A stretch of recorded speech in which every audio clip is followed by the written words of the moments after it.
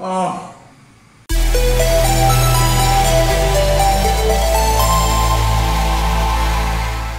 Greetings Wonder, this is Atlas here and welcome to The Void. Today I'm going to be reacting and breaking down to a song that belongs to a franchise that has been requested here and there. It appears that this week is underdog week, so to speak, but you know, I wanted to do this one since I remembered that I did play a game from this franchise, but the song is going to be Daredevil and is from the original soundtrack from Ace Combat 7.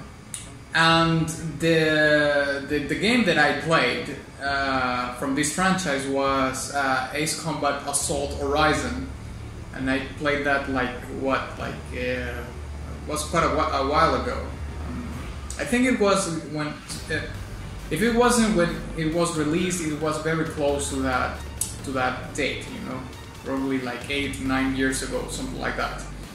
And I thoroughly enjoyed that game. Now, if you ask me if I remember anything about it, I certainly did not, but I do remember the gameplay of the game, and it was such a fresh breath of air because, you know, I do like, and I have played a reasonable amount of combat simulators, flight simulators, and you know, I played some of the Novalogic games in the 90s like F-16 and F-22 Raptor. I actually wonder if Novologic's still around. I haven't heard from that developer like in ages, but you know. And after that I played Tom Clancy's Hawks and Hawks 2. And you know, they were pretty fun, but when I played Ace Combat Assault Horizon, it was like on another level. And I mean, the experience was way better than in those games. And you know, it has this underlying influence that comes from the days of Afterburner, you know, that dog fighting type of combat, because in Hawks and in F-22 Raptor and stuff like that, the combat was very much, well, like it really is most of the time, which is, you know, you see something on the radar, just shoot a missile and it's gone. But in Ace Combat, at least in the game that I played, it relies more on the action that is dogfighting, which is the action that we want to engage in, or that we strive for since the days of Top Gun. Nevertheless, I haven't played this particular one, which I believe is the last one that they have released, Ace Combat 7. This was an actual request. Like I said, it was a little bit of a scattered, apologies. But I'm going to mention this particular one, which is from Hermes Chase, and he says, "Neat! By the way, I was wondering, would you make a Composer Reacts video of the music of Ace Combat in the near future? Ace Combat had some of the best soundtracks of all time. My recommended tracks will be The Liberation of Grace Maria, The Unsung War, Zero, Megalithic Agnus Dei, and Daredevil. There's lots of awesome tracks, but I would recommend those ones so you have an idea of the quality of the overall soundtrack. I think you will probably enjoy those songs, and those tracks will make pretty good videos. Plus, it could introduce newcomers to Ace Combat's amazing soundtrack.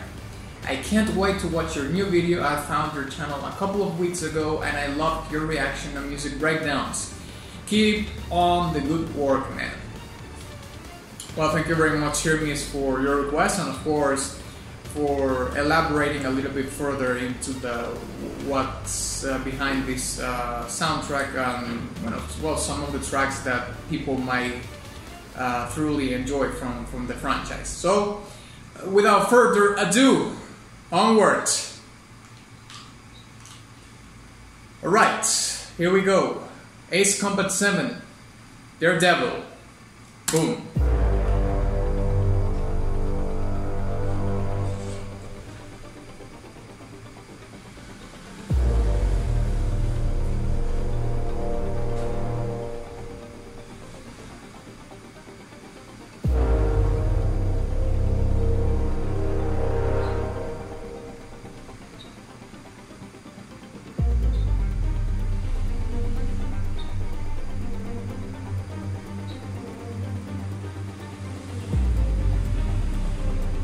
building up.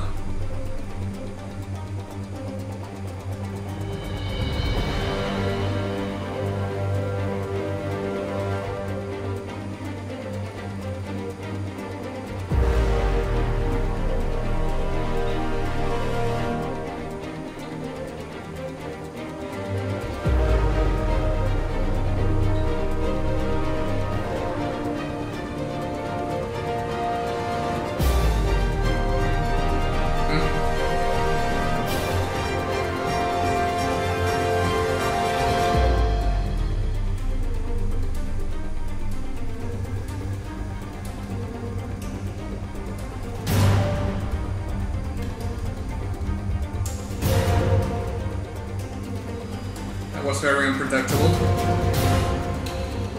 That too.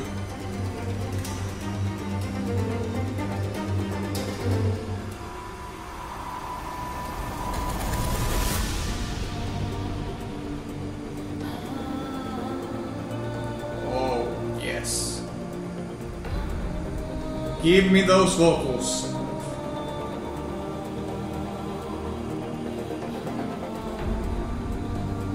Brilliant decision to put that there.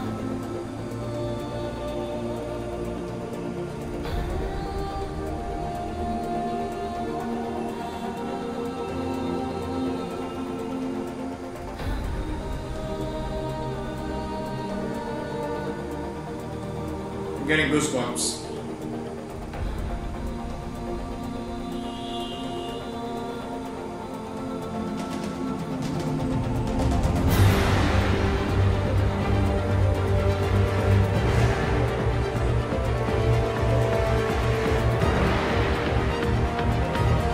Low end is so good.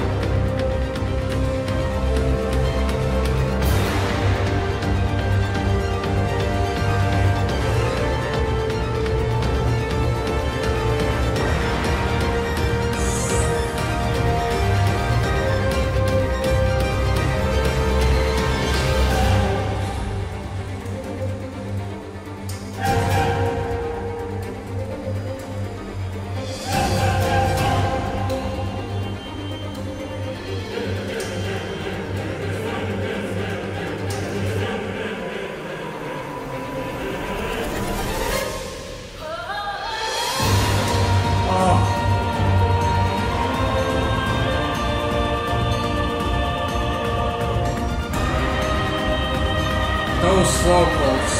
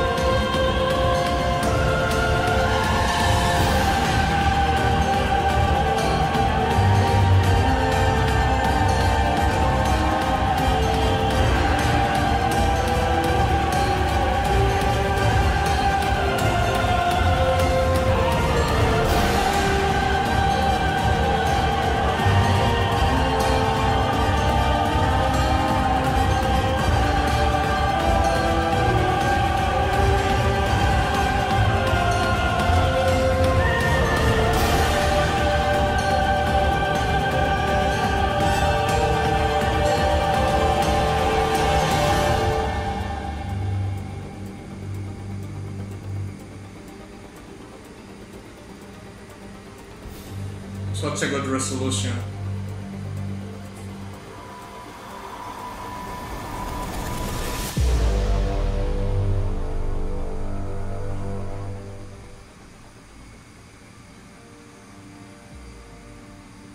There we go. Yeah, those vocals at the,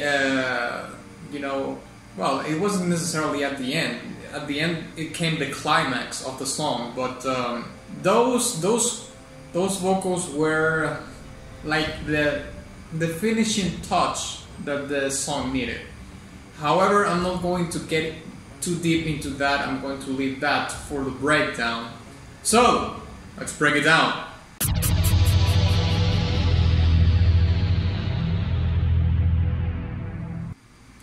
Okay, so before we dive into the elements of this composition, I would like to mention something about the setting of this video game, right? Like I mentioned before, this is a combat flight simulator.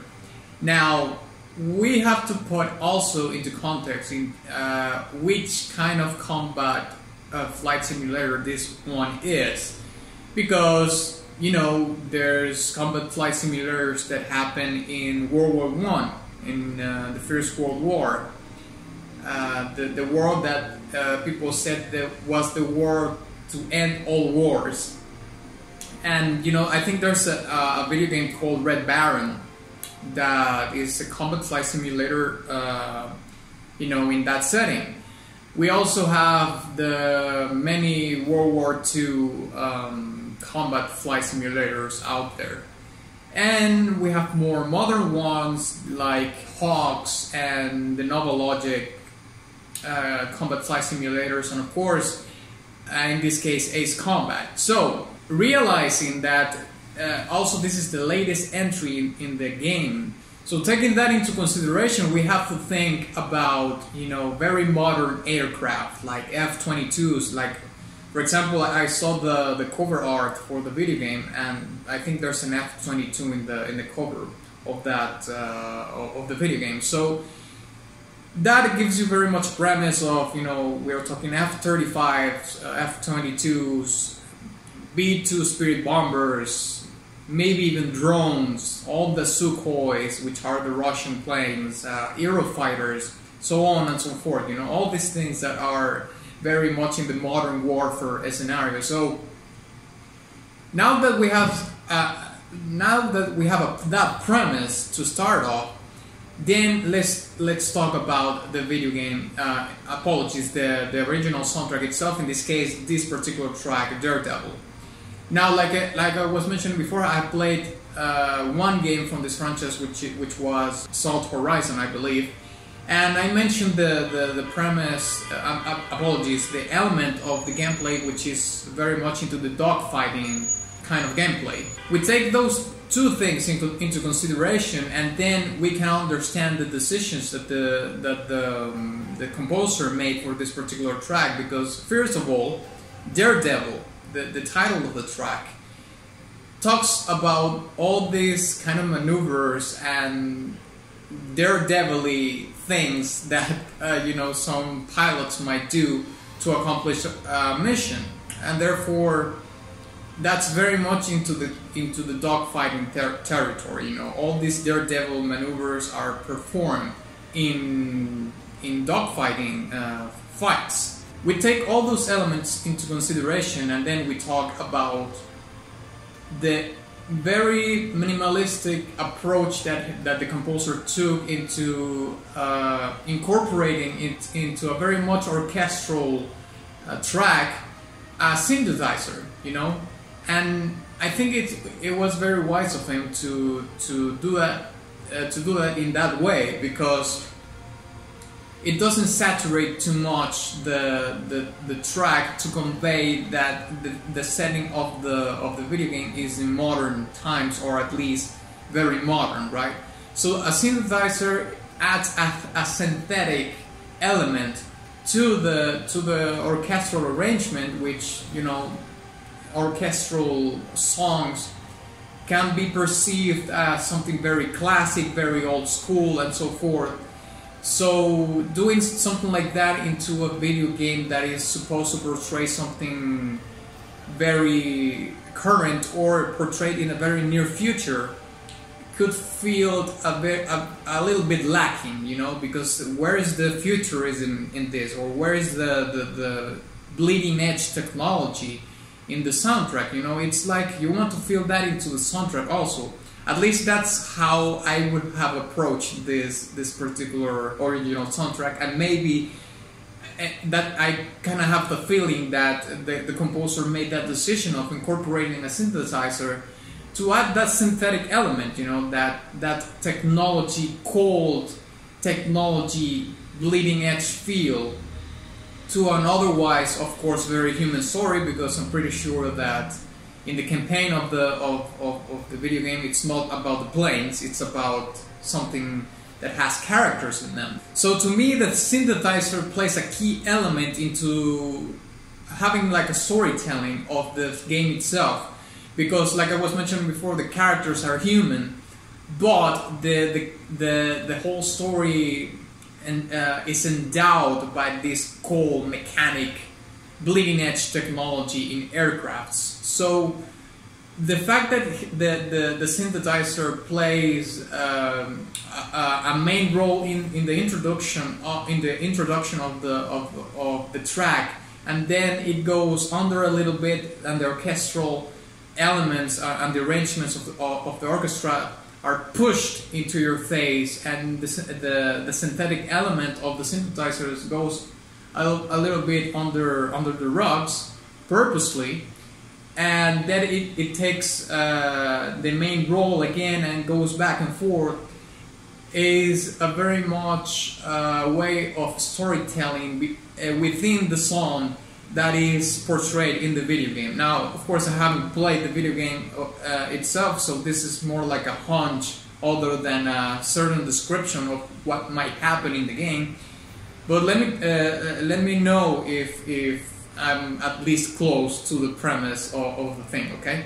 Another thing that I would like to mention is that the low end in the mixing and of the song is like insanely good, which reminds me that this particular track has this brass arrangement that became very much ubiquitous in the industry after Inception. I don't know if you remember that Christopher Nolan movie with Leonardo DiCaprio, but it's this brass thing, like you know. I'm gonna put an example for you to listen.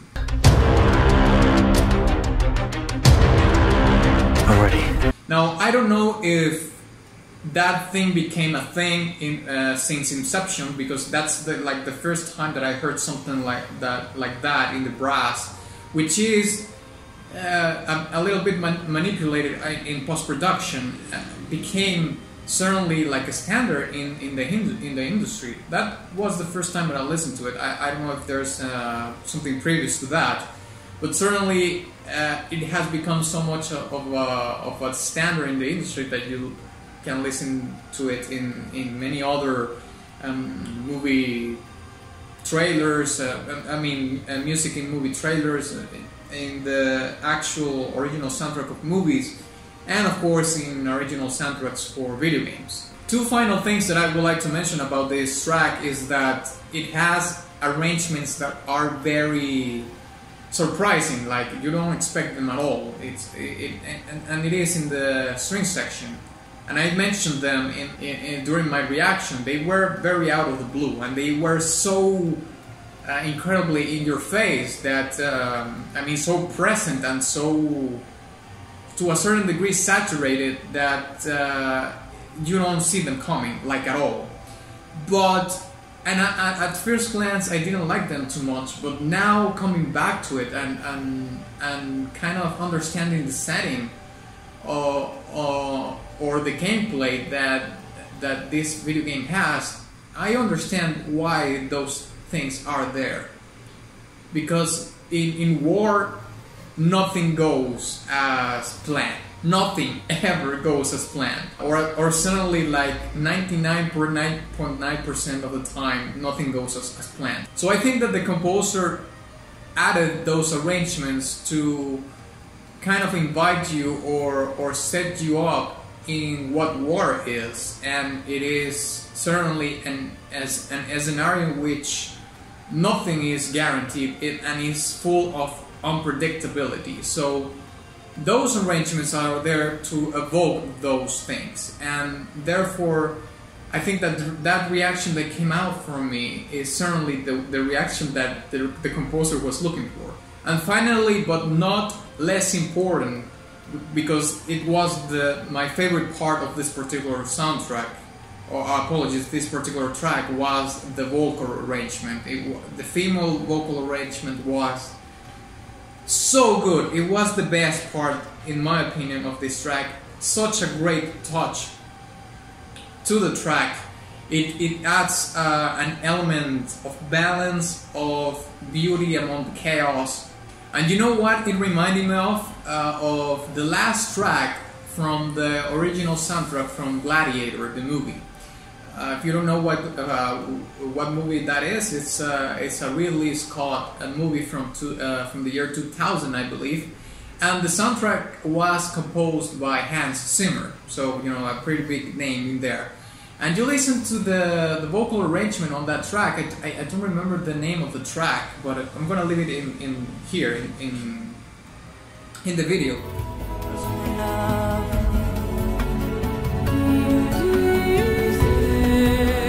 It's very similar. I mean, it has kind of the same soothing feeling. But in this case, in this particular track, it serves, the vocals serve as a contrast. It serves like a contrast and a balance, like something soothing among the chaos of war, let's say. So yeah, I think I'm gonna give this track a very, very high silver badge. It's almost a golden badge. I would like to listen to a song from this particular franchise that delves a little bit more into the synthetic elements that I was talking about. Maybe a song that is more synthesizer heavy and less orchestrated. If there's any, please let me know. So thank you very much for watching this video. If you enjoyed it, please give it a like and share it with your friend. Also, please don't forget to visit my Subscribestar, where you can get your request to the top of the list, so you don't have to wait a long time for it to happen. And also my Teespring shop, where you can get my original t-shirts of the channel, very cool merch. And of course, ex nihilo nihil fit.